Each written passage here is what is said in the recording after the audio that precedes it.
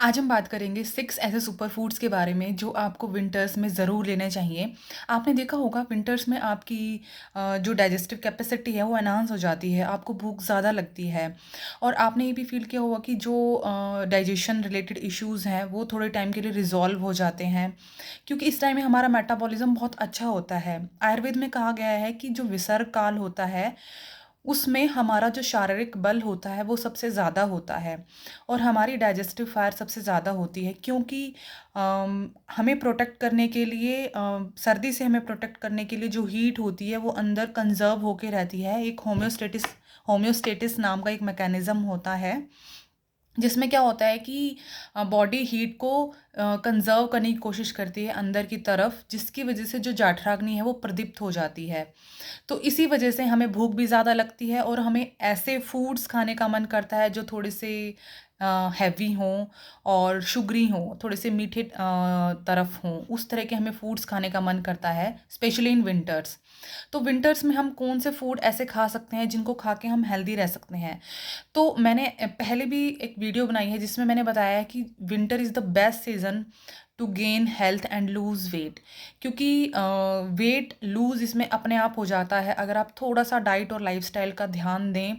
तो अगर आप अपने हैबिट्स पे ध्यान दें तो आपका वेट भी अपने आप लूज़ हो जाता है और आप हेल्दी भी हो जाते हैं, क्योंकि इसमें हमारा जो मेटाबॉलिज्म होता है वो पीक पर होता है। तो इसमें आप जो जो भी खाते हैं वो आपको पूरा साल आपको फ़ायदा देता है, पूरा साल आपके काम आता है। तो आपको इस सीज़न में 6 ये फूड्स अपनी डाइट में ज़रूर से भी ज़रूर इंक्लूड करने चाहिए, क्योंकि ये जो फूड्स हैं ये फिर आपको समर में नहीं खाना चाहिए, क्योंकि सीज़न्स के अकॉर्डिंग इनकी जो नेचर है वो अलग होती है। ये इसी सीज़न में आपको सूट करेंगे, अगर आप इसको गर्मी में खाएँगे तो ये आपको नुकसान कर सकते हैं। तो ये जो फूड्स हैं वो सिर्फ़ आपको विंटर्स में ही खाने चाहिए और विंटर्स में खा के आप इनके फ़ायदे पूरे साल ले सकते हैं और अपनी हेल्थ को अच्छा बना सकते हैं। साथ-साथ ये आपको वेट को लूज़ करने में भी हेल्प करेंगे। तो 6 सबसे पहले जो सुपर फूड्स है 6 सुपर फूड में, उसमें सबसे पहला है हनी यानी कि शहद।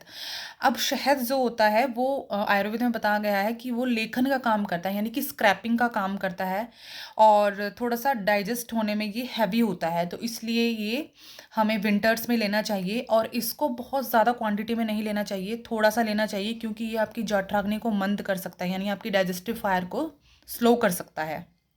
तो इसी वजह से आपको एक लिमिटेड क्वांटिटी में बिना इसको गर्म किए, क्योंकि इसको गर्म करने से इसकी प्रॉपर्टीज़ बिल्कुल चेंज हो जाती हैं और इसको घी के साथ नहीं लेना है आपको। ये आप सुबह ले सकते हैं सिंपल, थोड़ा सा हल्का सा वार्म वाटर में आप इसको आधा चम्मच शहद मिला के ले सकते हैं।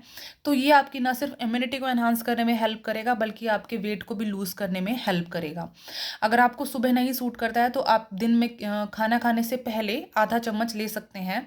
इससे आपकी जो शुगर क्रेविंग्स हैं, यानी कि मीठा खाने का जो एक रहता है ना, वो भी आपका इससे ठीक होगा। क्रेविंग्स आपकी कम होंगी। एंड द सेकंड इज़ तिल, यानी कि सेसमे सीड्स। तिल जो होते हैं वो भी गुरु होते हैं पचने में और ये उष्ण होते हैं, यानी हमारे शरीर को गर्मी देते हैं और साथ-साथ हमारी स्किन हेल्थ के लिए, हमारी हेयर हेल्थ के लिए बहुत अच्छे होते हैं। इस आयुर्वेद में बताया भी गया है कि जो तिल होता है वो केश्य होता है और तच्य होता है, यानी कि त्वचा के लिए और केशों के लिए, बालों के लिए बहुत अच्छा होता है। जो इस सेसमे सीड का जो ऑयल होता है, जब आप उसकी मालिश अपने सर पे करते हैं या उसका ऑयल आप अपनी बॉडी पे अप्लाई करते हैं तो वो आपके लिए बहुत अच्छा होता है और खाने में भी ये आपको लंबे टाइम तक आपको भूख नहीं लगने देते हैं। आपको सटाइटी यानी कि एक अंदर से तृप्ति महसूस होती है आपको इनको खा के। तो आप कैसे इनको खा सकते हैं, आप इनको ब्रेकफास्ट में ले सकते हैं या फिर लंच में, डिनर में ना लें क्योंकि ये पचने में हैवी होता है। तो आप इसका तिल के लड्डू बना सकते हैं, आप तिल को सिंपली रोस्ट करके उसका पाउडर बना के उसमें जैगरी मिला के भी ले सकते हैं और इसकी आप तिल की बर्फ़ी भी बना सकते हैं, जैसे आपको अच्छा लगे। तिल को ड्राई फ्रूट्स के साथ मिक्स करके आप इनकी बर्फ़ी बना सकते हैं। तो ये आपको ब्रेकफ़ास्ट के टाइम या लंच के टाइम में आपको खाना खाने से पहले लेना है और उसके बाद हल्का खाना खाना है, क्योंकि ये खुद पचने में गुरु होता है, यानी कि हैवी होता है। इसको पचने के लिए काफ़ी ज़्यादा डाइजेस्टिव पावर की ज़रूरत होती है। ठीक है? तो आप तिल ज़रूर खाइए और इससे आपकी बोन हेल्थ भी अच्छी होती है, क्योंकि जो हमारी त्वचा और स्किन के लिए, त्वचा और केशों के लिए अच्छा है, वो हमारी बोन के लिए भी अच्छा होता है, क्योंकि आयुर्वेद में कहा गया है कि जो हमारे केश होते हैं, वो हमारी अस्थि का मल होते हैं, यानी कि हमारी जो बोन होती है, उसको बनने में जो मटेरियल यूज़ होता है, जो लेफ्ट ओवर मटेरियल होता है, उससे हमारे हेयर्स प्रोड्यूस होते हैं। तो इसी वजह से आप तिल ज़रूर खाइए। एंड द थर्ड इज़ गुड़। गुड़ भी आप गर्मियों में ज़्यादा लेंगे तो आपको गर्मी, कहते हैं बड़े लोग कहते हैं कि गुड़ ज़्यादा गर्मियों में नहीं खाना चाहिए, इसको सर्दियों में ही कंज्यूम करना चाहिए। It is the best source of iron. जिन लेडीज़ को, वुमेंस को आयरन की डिफिशिएंसी रहती है, वो खाना खाने के बाद छोटा सा पीस गुड़ का ले सकती हैं। तो पुराना गुड़ सबसे अच्छा होता है इसमें, और खाना खाने के बाद आप सौंफ और गुड़ लेंगी तो आपका डाइजेशन भी अच्छा होगा, उससे साथ साथ आपका आपकी जो आयरन की डिफिशिएंसी है वो भी कंप्लीट होगी। तो ये जो मैं चीज़ें बता रही हूँ, ये आप खाएँ तो ज़रूर, साथ-साथ आप फ़िज़िकल एक्टिविटी भी इंक्लूड करें अपनी रूटीन में, क्योंकि विदाउट फ़िज़िकल एक्टिवनेस ये आपको डाइजेस्ट होने में थोड़ा-सा प्रॉब्लमैटिक हो सकता है, ठीक है? तो इसलिए आप फ़िज़िकल एक्टिविटी ज़रूर करें, चाहे आप थोड़ी-सी करें, क्योंकि इस मौसम में हम सोचते हैं कि चलो फ़िज़िकल एक्टिविटी रहने देते हैं, बहुत ज़्यादा ठंड है, कौन उठेगा, आलस कर जाते हैं हम लोग। पर इस मौसम में आयुर्वेद में कहा गया है कि व्यायाम बहुत ज़रूरी है। और कितना व्यायाम ज़रूरी है, हमारे जो बॉडी की अर्ध शक्ति, जितनी हमारी कैपेसिटी है, हाफ पावर है, उसके जितना व्यायाम सबको ज़रूर करना चाहिए, क्योंकि इसमें हमारा अगर हम व्यायाम नहीं करेंगे तो जो डाइजेस्टिव फायर हमारी ज़्यादा बढ़ी हुई है वो स्लो भी हो सकती है, और वो हमें बहुत ज़्यादा वेट गेन में फिर प्रॉब्लम हो सकती है, यानी कि हम वेट गेन ज़्यादा कर लेते हैं इससे, अगर हम व्यायाम नहीं करते हैं। तो ये मैंने बताया शहद, तिल, गुड़। ना the fourth is peanuts. Peanuts यानी कि मूँगफली। तो मूँगफली को गरीबों का बादाम भी कहा जाता है, एज़ यू नो। तो पीनट्स ज़रूर खाने चाहिए, क्योंकि ये भी इसी मौसम में ही अच्छे लगते हैं, गर्मियों में ये नहीं अच्छे लगते हैं पीनट्स।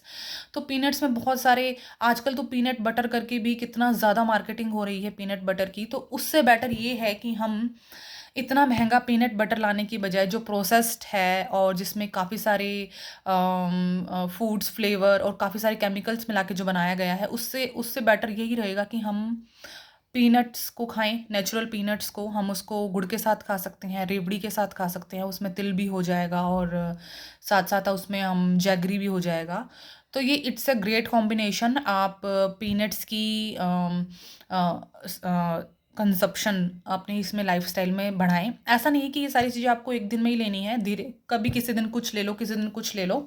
तो एक वैरायटी भी रहती है, तो गट को भी अच्छा लगता है, गट हेल्थ भी उससे अच्छी रहती है, आपके जो गट के बैक्टीरियाज हैं, जो गुड बैक्टीरियाज हैं, वो भी अच्छे रहते हैं।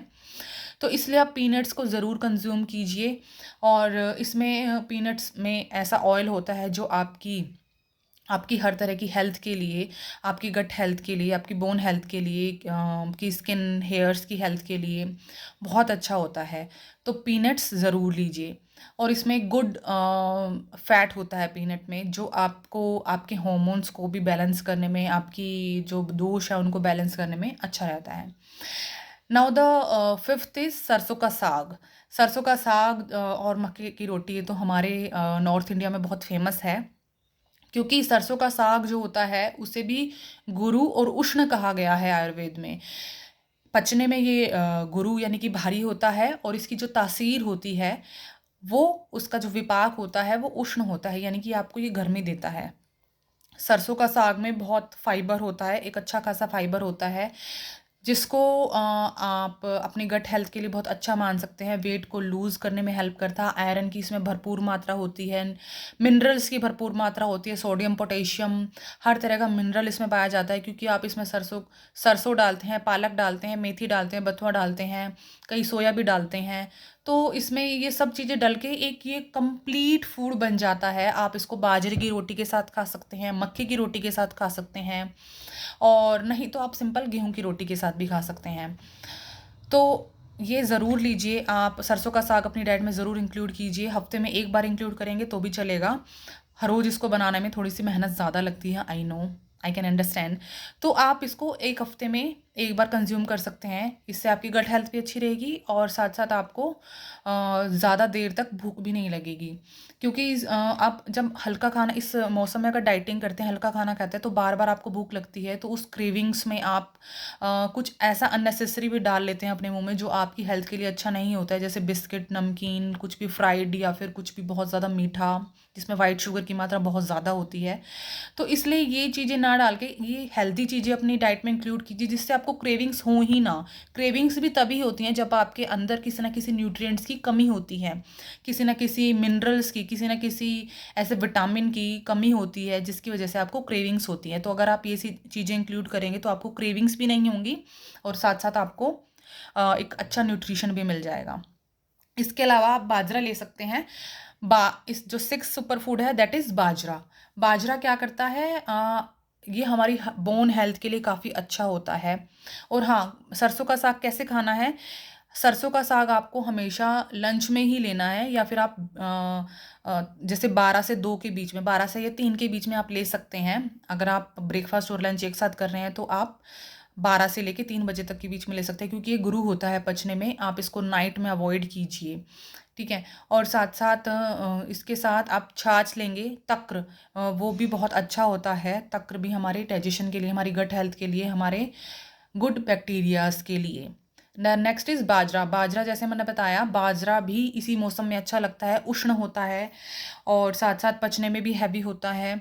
तो इसको, ये हमारी बोन हेल्थ के लिए बहुत अच्छा होता है बाजरा। वैसे तो सारी चीज़ें अच्छी होती है, बट स्पेशली बाजरा के बारे में यही, इसमें फाइबर अच्छा होता है और इसमें ऐसे ऐसी चीज़ें होती हैं जो आपकी अस्थि, मज्जा, शुक्र, यानी कि इन तीनों धातुओं का पोषण करता है। आपकी जो रिप्रोडक्टिव कैपेसिटी है, जो वुमेन्स कंसीव करना चाहती हैं, जिनको कंसीव नहीं हो रहा है, तो वो बाजरा किसी भी वे में ले सकती हैं। इसको लेने के लिए आप बाजरे की रोटी ले सकते हैं, बाजरे की खिचड़ी बना सकते हैं, या फिर आप सिंपल अपने आटे में थोड़ा सा बाजरे का आटा मिला के आप इसको ले सकते हैं। तो ये 6 सुपर फूड्स हैं।